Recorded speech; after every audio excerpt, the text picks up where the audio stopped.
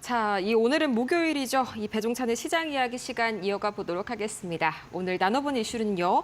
이 코스피가 7거래일째 상승 가도를 달려가고 있죠. 이제는 3,000피, 그중에서도 특히나 주목해야 할 이런 섹터와 종목들 어떤 게 있을지 한번 차근차근 이야기 나눠보도록 하겠습니다. 자, 오늘 인사이드 K 배종찬 소장 옆에 나와 계시는데요. 안녕하세요. 안녕하십니까, 배종찬입니다. 네, 좋습니다. 자, 오늘 코스피 현재 PBR이요. 벌써 0.99 거의 1 턱밑까지 쫓아왔고요. 예탁금도 어제 60조 원대를 막 넘어섰는데 거의 3년 만이죠. 이게 비단 새 정부 출범만이 이슈가 있을 거는 아닌 것 같습니다. 그렇죠. 글로벌 이슈와 그리고 이제 국내 이슈 자체가 다 지금 정시가 탄력을 붙는 영향 변수가 되고 있다. 이렇게 봐야 될 것 같아요. 그러니까 중요한 것은 우리가 지금 글로벌 변수와 국내 변수, 국내 요인들까지 좋은데 이게 일종의 플러스 알파가 되고 있는 현상이거든요. 이른바 새 정부 효과도 분명히 담겨 있다 이렇게 봐야 될 것 같아요. 그래서 계속 우리 이데일리 TV에서 강조를 하고 있습니다만 지주회사나 또는 또 원전, 또 남북 경협 이런 쪽에 계속해서 탄력이 붙을 거라는 이야기를 하고 있거든요. 바로 이런 것들이 이제 증권주도 마찬가지고 거래가 계속 활발해질 수밖에 없으니까 코스피 5,000원을 목표로 하고 있는 정부, 그 이전에 어떤 정부도 사실은 이런 목표를 이야기는 하긴 했습니다만 달성까지는 쉽지가 않거든요. 그걸 위해서 지금 첫 방문 장소로도 지금 용산 지무실에서 바로 정권거래소로 가지 않았습니까? 한국거래소로 나가서 그렇게 대통령의 의지를 분명히 또 표명하면서 누구라도 이 정시에 걸림돌이 되면 원 스트라이크 아웃 해버리겠다. 이걸 단호하게 천명을 했어요. 그런 만큼 이건 지키지 않을 수 없는 약속이 되는 것이고 또 상법 개정안도 있는데 개인 투자자들도 그러다 보니까 방금 전에 우리 앵커께서 말씀하셨던 대로 초단타 B2가 아니라 장기 투자 해보자. 그러니까 미국이 뉴욕 정시가 상당히 활성화되어 있는 이유는 뭔지 여러분도 아십니까? 그거는 미국은 자산의 60%가 주식이에요. 부동산이 아니란 말이에요. 근데 우리는 지금 자산의 많게는 70%가 부동산이었어요. 그러니까 이게 집을 깔고 앉아 있으니, 집을 이고 서 있으니 이게 다른 데 투자할 여력이 안 되는 거죠. 겨우 월급에서 좀 꽁쳐뒀던 돈, 아니면 조금 비투하면서 여유자금, 우리 2030 세대 또 화이트 칼라.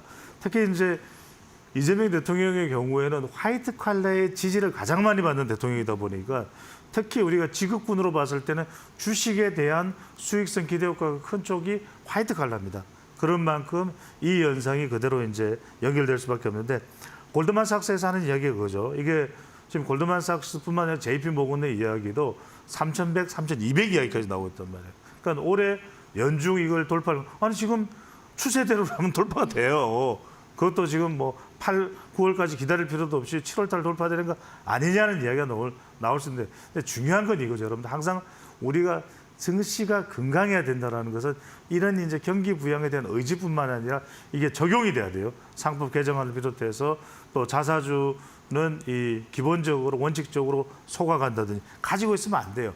언제 이게 또 유동성으로 풀려나갈지 모르기 때문에 또 카카오 사태에서 봤던 어떤 스톡 옵션을 바로 대규모로 바로 시장으로 내놓는 이런 모럴 해저드, 도덕적 해이라고 이야기하죠. 이런 것도 없어야 된다. 이게 사실은 원 스트라이크 아웃에 다 들어가는 겁니다. 그러니까 이런 것들을 모아서 모아서 이게 지금 3,200 이야기가 나오는 것이거든요. 그런 만큼 저는 상당히 탄력을 받을 걸로 봐요. 그런데 게다가 실용 외교를 이야기하고 있기 때문에 그동안 지정학적에서 이건 우리 정시에 미치는 영향은 제한적이긴 합니다만 북한과의 관계도 좀 개선된다고 그렇게 생각하면 상당히 또 중국과의 관계 이런 부분들이 정시에 조금 더 플러스 요인으로 탄력받게 하는 또 현상까지 가져올 수 있기 때문에 상당히 좀 저도 긍정적으로 전망을 하고 있습니다. 네, 맞습니다. 지금 이 시각 니케이 같은 경우에도 마이너스 0.6% 이렇게 기록을 하고 있고요. 가권도 좀 장 초반에 잘 가는 듯 했더니 0.8% 비단 이 밤 사이에 반도체 이슈가 좀 많이 나와서 오늘 잘 간다라고 하기에는 유독 좀 K 증시가 두드러지는 것 같네요. 자, 오늘 근데 비단 반도체뿐만이 아니죠. 이 방산이 잠깐 눌려 있다가 그렇죠. 오늘도 다시 한번 이렇게 최근 들어서 뛰어가는 그런 흐름 보여주고 있는데 우선 이 현대, 로템, 호재와 더불어서요. 있는데요. 약간 이 방산 쪽에 좀 밸류 리레이팅 수요까지 같이 좀 붙어서 가는 모습입니다. 맞을까요? 그렇죠. 뭐 지금 여러 곳에서 뭐 한 곳에뿐만 뭐 신한 우리 국내 이 정권사들 또 투자사들도 그렇지만 해외에서도 이 현대로템에 대해서 상당히 네. 주목을 하고 있어요. 현대로템이 여러분들 뭐냐면 원래 현대로템 그러면은 현대자동차 그룹의 이제 계열사죠. 그런데 현대로템이 또 하나가 뭐냐면 네옴시티 이슈도 있어요. 사실은 이제 이 사우디아라비아의 네옴시티와 관련해서도 지금 현대로템이 거기에 거주하거나 또 이제 공사를 하는 그 인력들의 숙소를 이 현대로템이 또 건설을 할 수 있다는 이야기도 나오고 있는 거죠. 또 하나가 대표적인 현대로템 같은 뭡니까 여러분들 지하철을 타면은 그 전철 차량 그게 현대로템입니다. 로템이에요. 그러다 보니까 지금 우즈베키스탄 쪽으로도 뭐 KTX가 이제 진출을 하게 되면 우리 고속전철의 고속전철의 차량 어디서 만듭니까? 현대로템이고요. 더군다나 바로 K방산의 천병 현대로템의 K2 전차 2차 계약이 임박했다. 180대인데 9조 원이에요.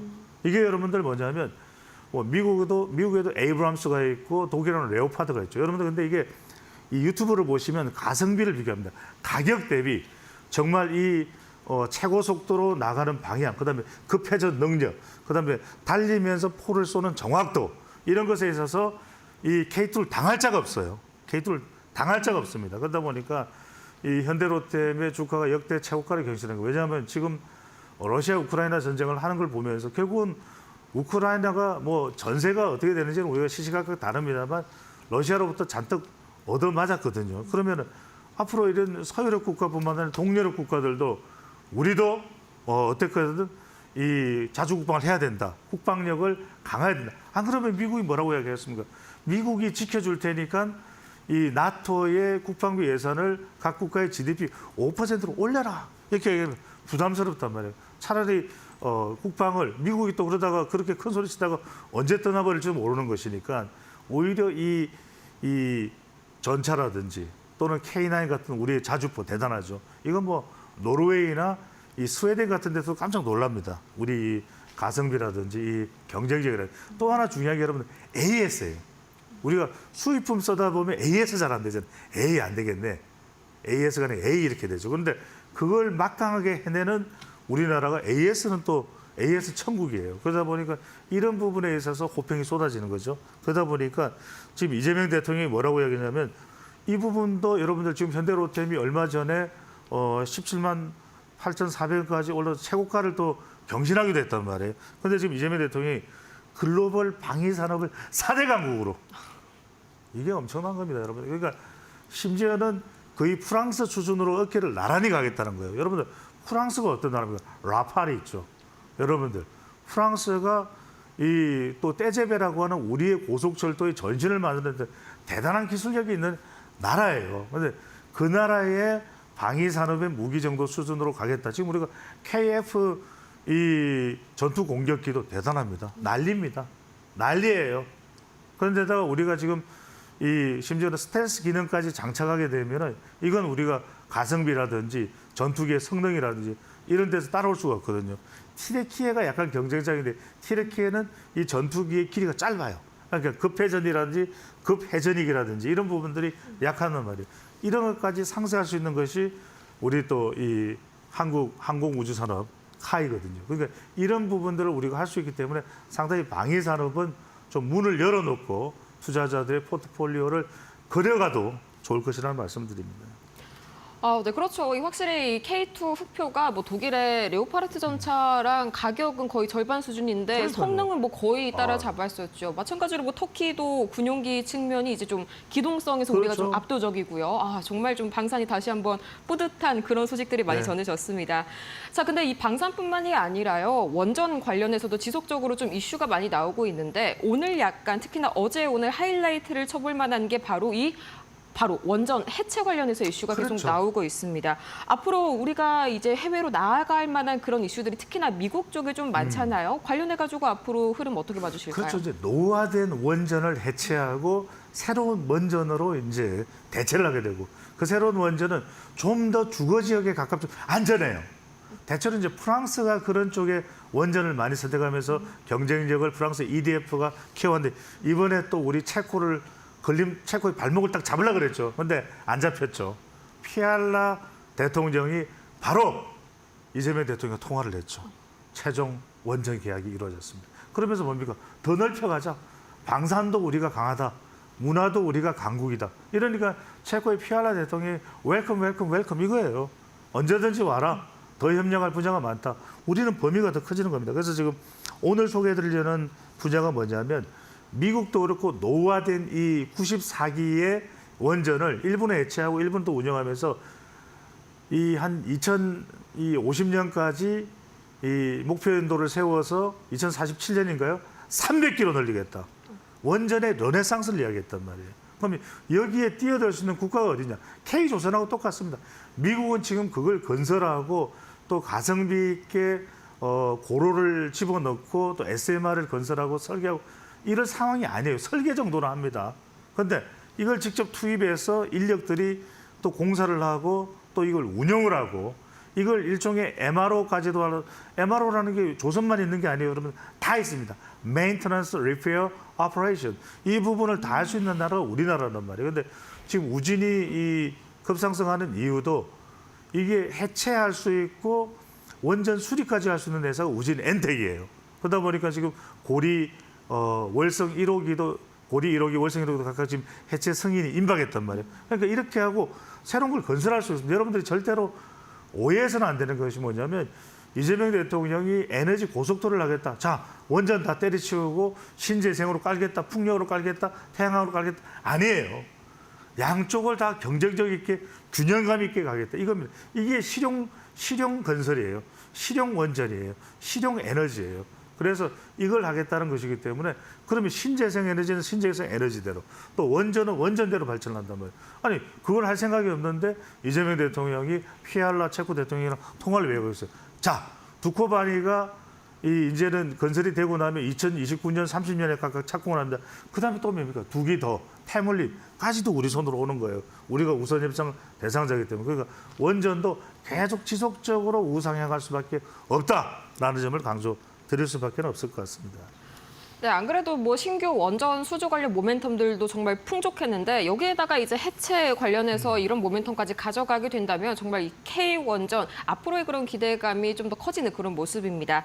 자, 그런데요, 이제 너무 살짝 넘어가서 정책 관련주가 비단 원전 쪽 에너지가 그쪽에만 있는 게 아니죠. 이제 아무래도 신재생 에너지가 그렇죠. 원래는 좀 관심을 많이 받아갔는데 최근 들어서는 이 신재생보다는 원전 쪽으로 조금 더 약간 힘이 그런 쏠리는 그림도 나오고 있습니다. 이런 게 다 주가에 어떻게 반영이 될까요? 그렇죠. 그럼에도 불구하고 신재생 에너지 쪽으로 갈 거예요. 그래서 제가 항상 여러분들한테 말씀드린 게 뭐냐면 L자 들어가 있는 기업, L자 들어가 있는 기업에 주목하라. 그래서 LS 마린 솔루션, 그다음에 LX 인터내셔널, LS 일렉트릭 뭐 이런 거 나오잖아요. 그러니까 많은 분들이 그랬어요. 배종찬 소장이 L자 들어가니까 왜 아니겠지. 롯데는 좀 주춤하는데 롯데도 최근에 조금 또 부활의 움직임이 나오고 있어요. 그러니까 L자가 들어간 이 기업들이 주목을 받는 시점이 온 거예요. 그만큼 전선이 중요해진 거예요. 그것도 신재생 에너지 다 들어가는 겁니다. 전기자동차 그것도 전선이잖아요. 전선을 꽂아야 충전이 될 거 아니에요. 그러니까 여러분들 이런 부분들을 잘 아셔야 되는 게 LS 마른 솔루션이 이제 지금 신주를 발행한다는데 주가가 이거 지금 한 거 2천만 주 정도를 발행을 한다는 거예요. 그러니까 세계 최대 규모의 해저 케이블 포설선, 해저 케이블을 까는 이제 배가 있는 거예요. 그 배를 이제 이 여유 자금이 이제 확보되면 사는 것이고 LS 전선과 서해안 HVDC 그러니까 이게 말대로 초고압 전류, 초고압 교류 전압을 하니까 안정적으로 전력을 이어가 이제는 AI 반도체가 들어오고 각 집마다 로봇이 들어가면요. 전기량을 다 전기자동차 이제 전기자동차를 쓰게 될 겁니다. 어느 시대인가는 2040년이 됐든 2050년 그때는요. 전력량이 엄청날 수 왜냐하면 석유 더 이상 안 쓰니까 석탄 안 떼니까 그러면 그 많은 전력량을 다 소화를 해내기 위해서는 바로 이런 전력 설비 다 갖춰져야 됩니다. 그래서 LS 전선 더군다나 앞서 말씀드린 에너지 고속도로를 통해서 원전 플러스 신재생 에너지 함께 가는 거거든요. 그러니까 이런 부분에서 여러분들이 이런 관련된 기업들도 좀 주목을 해보실 필요가 있다는 말씀을 드립니다. 자, 이 신재생 에너지는 L자 들어가는 기업에 주목을 해보자. 자, 다시 한번 기억하도록 하겠습니다. 자, 그럼 밤사이에 뉴욕 증시에서 굉장히 가장 이슈를 모았던 두 가지를 한꺼번에 좀 얘기를 해볼까요? 네. 굉장히 좀 긍정적인 이야기가 나오긴 했는데 저는 사실 두 가지 모두 약간은 좀 미심쩍더라고요. 우선 미중 협상, 중국 같은 경우에는 계속해서 히토류를 놓지 못하고 있고 미국도 마찬가지로 우리가 이 가장 최신 칩은 절대 양보를 못한다. 이런 식으로 아직까지는 이런 기싸움이 팽팽하고요. 또 테슬라도 원래는 약간 언론 보도가 나왔었죠. 원래는 오늘 약간 출시가 되지 않을까 하는 기대감이 있었는데 22일로 좀 약간 그렇죠, 잠정 그렇죠. 발표가 됐습니다. 그렇죠. 마찬가지로 좀 미뤄질 가능성도 열어둬야 되는 거겠죠. 그럴 수 있는데 제가 우리 방송에서도 그 말씀을 드렸어요. 완전 자율주행차 FSD가 이게 6월 달이다. 그 약속을 지키려고 하는 거예요. 이거 굉장히 중요합니다. 그리고 여러분들 미중 협상이라는 게 지금 트럼프 대통령이 발표를 했죠. 조금 내용이 이제 긍정적으로 바뀌고 있습니다. 히토리도 중국에 수출할 거다. 미국도 조금 더 완화된 입장을 취할 것이다. 이제 이게 되는 거예요. 이게 이른바 미중 협상이 좀 진전된다는 이야기. 그러니까 뉴욕 증시도 나쁘지가 않잖아요. 그러니까 이게 이제 이른바 G7은 물론 중국은 안 옵니다만 또 가면은 또 마크롱 대통령이 뭐라 그러죠? 카니 캐나다 총리도 뭐라 그러죠? 영국 총리도 스타머 총리도 뭐라 알았어 좀 더 해주 이렇게 된단 말이에요. 그러니까 이제 그런 부분들까지 감안해서 조금 더 완화되는 그런 모습을 보이고 있다. 더군다나 지금 미국이 국내에 지금 불법 이민자 때문에 상황이 안 좋아요. 외교에서 성과를 거둬야 돼요. 그러니까 미중 협상이 너무 심할 수 없는 거야. 그런 이유가 있는데 여기에 로보택시가 중요하다는 이야기를 계속했거든요. 자, 우리가 요즘 MBTI 이야기 많이 합니다만 일론 머스크는 대문자 T잖아요. 그렇죠. 저도 T입니다. 네. 대문자 T입니다. 대문자 T시죠? 네, T입니다. 대문자 T입니다. 네. 저도 T입니다. 자, 대문자 T는 딱 자꾸 설명을 하려고 들어요. 그런데 또 설명을 잘하면 또 설득이 돼요. 설득이 된 겁니다. 이 트럼프 대통령이 또 어려움을 겪고 있으니까 국내적으로 어렵잖아요. 불법 이민자 군대 투입은 잘한 겁니다. 이게 또 트럼프가 그럴듯하니 올려줬네. 그러니까 트럼프 대통령은 또 그래 머스크가 나쁜 사람은 아니에요. 화해가 될 것 같아. 또 지금 트럼프 대통령이 사람들이 자꾸만 공격을 하고 있는데 머스크까지 떠나면 안 돼요. 그러니까 머스크는 돌아와야 돼. 그러니까 좀 화해 움직이다 보니까 그래도 이 테슬라에 대한 기대감도 있습니다. 그러니까 여러분들 이렇게 생각하셔도 될 거예요. 지금 일론 머스크는 현존하는 아이언맨이죠. 여러분들 영화 아이언맨의 실존 인물이 1971년생, 저하고 동갑, 마동석하고도 동갑. 이 1971년 일론 머스크가 그래도 우리 산업에 던진 그리고 가장 지금 전 세계 1위 부자 머스크잖아요. 그렇죠. 저력이 있는 겁니다. 그래서 어떻게든 이걸 좀 뚫고 나가려고 ESSG 분야도 있고 또 우주 분야도 있고 또 여러 분야들이 많이 있기 때문에 내과학 분야도 있고 어떻게든 조금 주가가 올라가고 있는 점들은 우리 사학 개미들이 간파하고 있는 모습입니다. 네, 그래도 트럼프 대통령이 이제 약간 주변인들이 등을 돌리니까 다시 한번 좀 손을 뻗는 그런 머스크와 화합하는 모습도 나오고 있고요. 지속적으로 테슬라 22일 로보택시 이슈까지 함께 지켜보시길 바랍니다. 자, 이렇게 해서 오늘 인사이트 K의 배종찬 소장 모시고 함께 이야기 나눠봤습니다. 오늘 좋은 말씀 고맙습니다.